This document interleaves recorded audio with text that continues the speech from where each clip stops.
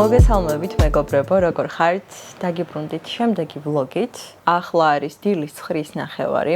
მე უკვე გავემზადე, დღეს საკმაოდ დატვირთული და გრძელი დღე მელოდება და აუცილებლად თქვენც ჩემთან ერთად იქნებით და ვეცდები მაქსიმალურად ყველაფერი გადავიღო.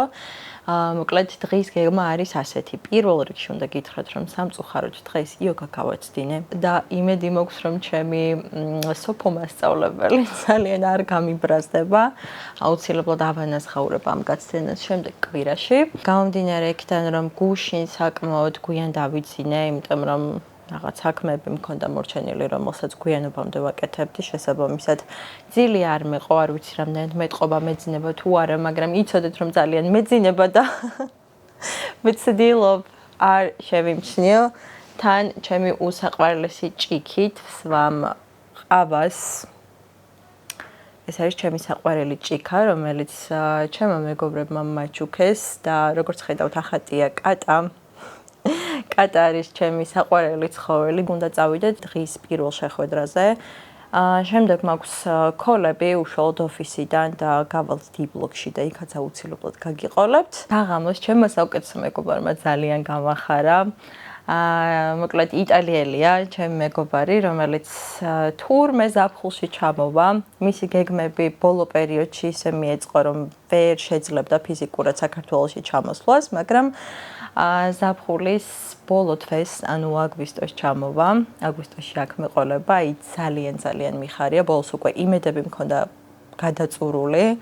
არ მეგონა თუ შეძლებდა ჩამოსვლას. აქვე შეგახსენებთ, რომ თუ გსურთ თქვენი პრესამოგზაურო პერიოდი ძალიან კომფორტული იყოს და არა მხოლოდ რა თქმა უნდა არამედ მთელი სამოგზაურო პროცესი იყოს ძალიან კომფორტული და სასიამოვნო, მაშინ აუცილებლად ყველას გირჩევთ Expedia-s პლატფორმის გამოყენებას, რომელსაც თავად ვიყენებ ხოლმე ჩემი ნებისმიერი short თუ მოკლე თუ გრძელი ტრიპის დაგეგმვისას. რომ დავასრულო ჩემი ყავა, მივირთვა ჩემი საუზმე ბოლომდე და წავედით შეხვედრაზე.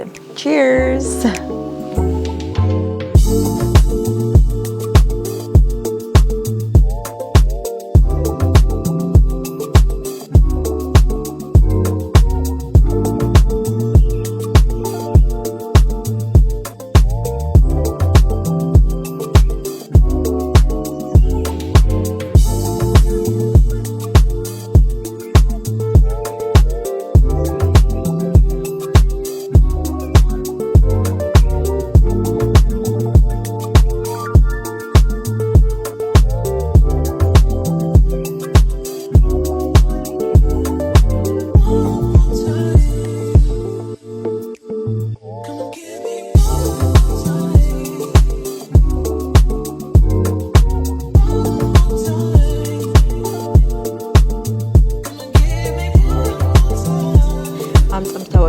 ერთ-ერთი შეხვედრა და სანამ ცოტაოდენი დრო მაქვს, ცოტა წაგეჭორავებით. მოკლედ რამდენიმე დღის უკან სტუდენტებთან ჩავატარე მასტერკლასი. ჩემი პირველი ლექცია იყო და სიმართლე რომ გითხრათ, მართლა ძალიან საინტერესო და ჩემთვის ძალიან სასიამოვნო გამოცდილება იყო და მივხვდი რომ თურმე უფრო ხშირად უნდა ვაკეთო ეს საქმე და დამეთანხმებით ალბათ რომ მსგავსი აღმოჩენები არის ყველაზე სასიამოვნო. გამომდინარე იქიდან რომ მუშაობ Forbes Georgia-ში, ჩემი ლექცია მოიცავდა თემას, რომელიც ეხებოდა ბრენდის მედია პოზიციონირებას. ძირითადი მასა სტუდენტების სწავლობს fashion marketing-ს. მე ამ ეტაპზე fashion marketing-თან არ ვიკვეთები. გადავწყვიტე მესაუბრა იმაზე თუ რა განაპირობებს იმას, რომ უკვე წლებია დგას ძალიან მყარად ბაზარზე და ერთ-ერთი ყველაზე დიდი ბიზნეს მედია მაქსიმალურად ვეცადე წარმომეჩინა თუ რა შემთხვევაში შეიძლება დაინტერესდეს პირობითად Forbes-ი, როგორც ბიზნეს მედია ფეშენის გაშუქებით.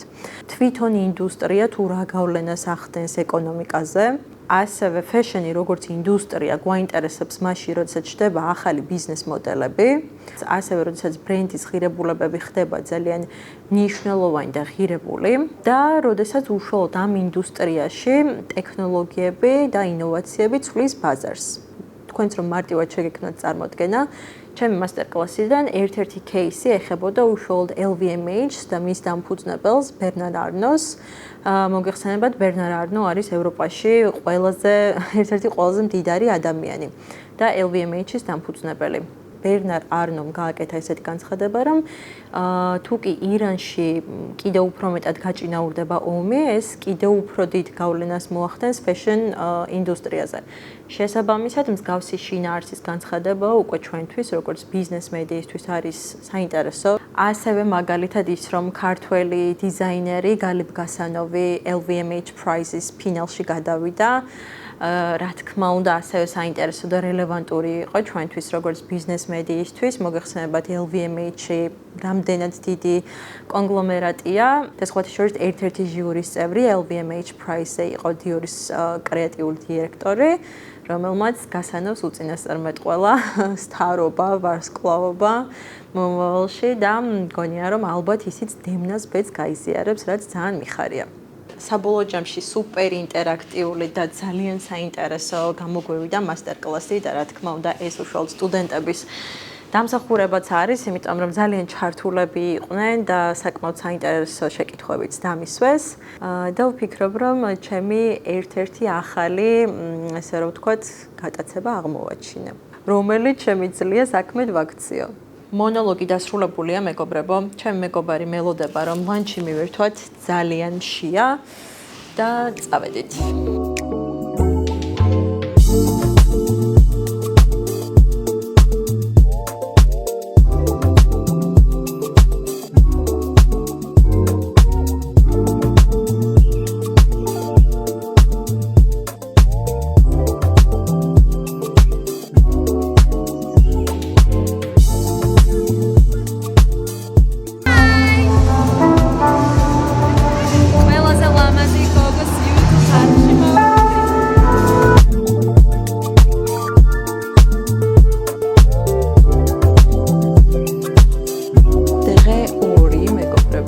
ახლა არის დილის 9:20 წუთი და სანამ ცოტა დრო მოქვს, მანამდე მინდა რომ თქვენს მიერ დასმულ შეკითხვებს უპასუხო.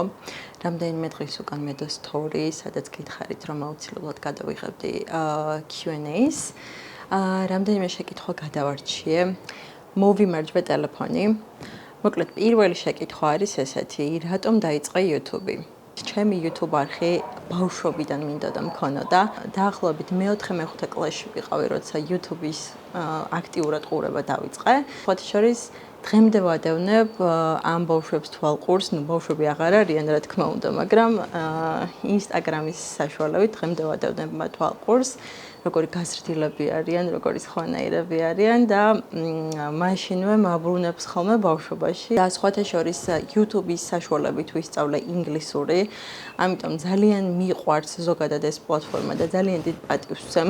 მიყვარს ზოგადად YouTube-ის მაყურებელი და მეც მათ რიცხვს მივეკუთვნები, მეც ის ადამიანი ვარ, რომელსაც საყვარელი YouTube ჩანელები დღემდე აქვს. ბევრ საინტერესო ადამიანს ვადევნებ თვალყურს YouTube-ის საშუალებით. ეს პლატფორმა გაძლევს იმის საშუალებას, რომ რაღაცას არაზედაპირულად, არამედ შინაარსობრივად და უფრო დიდი სიღრმით გაეცნო. ჩემი არხის შექმნა სიმართლე რომ გითხრათ, არანაირი სერიოზული კონკრეტული მიზანი არ გააჩნია, უბრალოდ ბავშვობის პატარა ოცნებას ვიხდენ და ძალიან მიხარია, იმიტომ რომ აქამდე ვერასოდეს ვერ მოვიკრიბე ძალა იმისთვის, რომ ჩემი არხი დამეწყო და სხვათა შორის მართლაც, რომ ძალიან დიდი გამბედაობა სჭირდება იმას, რომ არ ვიცი, რაღაცაზე გქონდეს მონოლოგი საკუთარ თავთან და ამის შესახებ ისაუბრო უშუალოდ კამერაში, სადაც იცი, რომ შეიძლება არ ვიცი, უბრალოდ ძალიან ბევრმა ადამიანმა ნახოს ეს ვიდეო. შემდეგი შეკითხვა, მეგობრებო, სად მუშაობ და ვინ ხარ პროფესიით? 1 წლის უკან დავამთავრე უნივერსიტეტი და პოლიტიკის მეცნიერების ბაკალავრი ვარ შესაბამისად. პოლიტიკა და საერთაშორისო ურთიერთობები არის ის, რაც ყოველთვის მაინტერესებდა და იდეაში ამ მიმართულებით მუშაობდი. შვედეთის საერთაშორისო განვითარების სააგენტო SIDA-ში, სადაც ვიყავი ჯუნიორ პოლიტიკური მკვლევარი და ბევრ ძალიან საინტერესო კვლევაზე მიმუშავია. გამომდინარე იქიდან, რომ SIDA ძირითადად მუშაობს სტოკჰოლმიდან, ხშირად მეც მიწევდა ხოლმე სტოკჰოლმში ჩასვლა, მაგრამ ონლაინ მუშაობდი, შესაბამისად საქართველოში ვიყავი და აქ ვსწავლობდი. 2023 წელს წავედი იტალიაში, ნახევარი სემესტრით, გაცვლითი პროგრამით და ერთ-ერთი საუკეთესო გამოცდილება იყო და სხვათა შორის პირველად როცა იტალიაში რაღაც პერიოდით გადავედი საცხოვრებლად, ეს იყო 2018 წელს, მაშინ როცა სამოდელო სააგენტოსთან მქონდა კონტრაქტი და მუშაობდი ძალიან ცნობილ ბრენდებთან, მაგალითად როგორც არის Dolce & Gabbana, Alexander McQueen, Max Mara და სხვათა შორის Max Mara იყო პირველი ბრენდი, რომელთანაც ვითანამშრომლე 2018 წელს, როცა პირველად ჩავედი იტალიაში. მაშინ ვთქვი, რომ აუცილებლად დავბრუნდებოდი უკან, თუმცა სასწავლებლად. ძალიან მიხარია, რომ ეგ ამბავი წავიხდინე. ასევე კემბრიჯის უნივერსიტეტთანაც მითანამშრომლია ძალიან საინტერესო კვლევებზე, გამომდინარე იქიდან, რომ მათი ერთ-ერთი პროექტის Future Female Leadership პროგრამის ერთ-ერთი ქართველი გამარჯვებული ვიყავი მე. 6 თვიან კვლევაზე ვიმუშავე მათთან, რომელიც ეხებოდა უშუალოდ ქალების ჩართულობას ზოგადად პოლიტიკაში და საერთაშორისო ურთიერთობებში, დემოკრატიულ პროცესებში.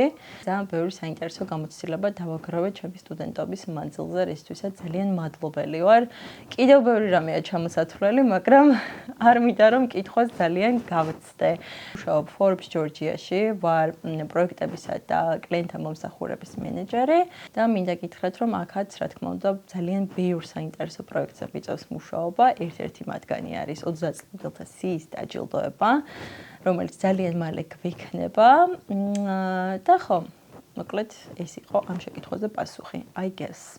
როგორ გადალახე ის ამბავი, რომ ვლოგების ნახვის შემდეგ ბევრი გაგა კრიტიკებდა. პირველ რიგში მინდა გითხრათ, რომ მსგავსი საკითხების მიმართ მაქვს ძალიან ჯანსაღი დამოკიდებულება. როცა ვლოგების დადება გადავწყვიტე, არც იმისი მოლოდინი მქონდა, რომ პირობითად თავიდანვე ძალიან ბევრი ადამიანი ნახავდა ჩემს ვლოგებს და არც იმისი მოლოდინი მქონია, რომ ყველას მოეწონებოდა. რა თქმა უნდა, აბსოლუტურად ყველაფერს და ყველას საკუთარი სეგმენტი ყავს, ანუ შეუძლებელია, რომ ჩემი ვლოგები იყოს საყოველთაო და ყველას მოეწონოს. ახლა კი სახლიდან აუცილებლად უნდა გავიდე, სხვა შემთხვევაში ძალიან დამაგვიანდება.